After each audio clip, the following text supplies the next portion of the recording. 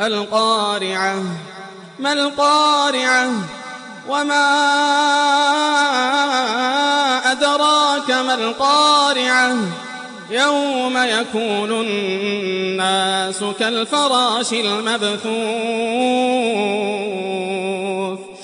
يوم يكون الناس كالفراش المبثوث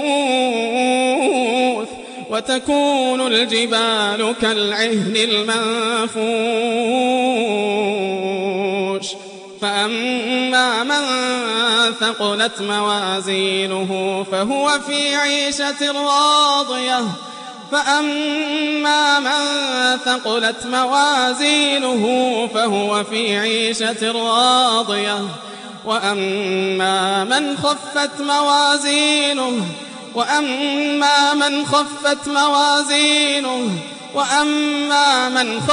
موازينه فأمه هاوية وما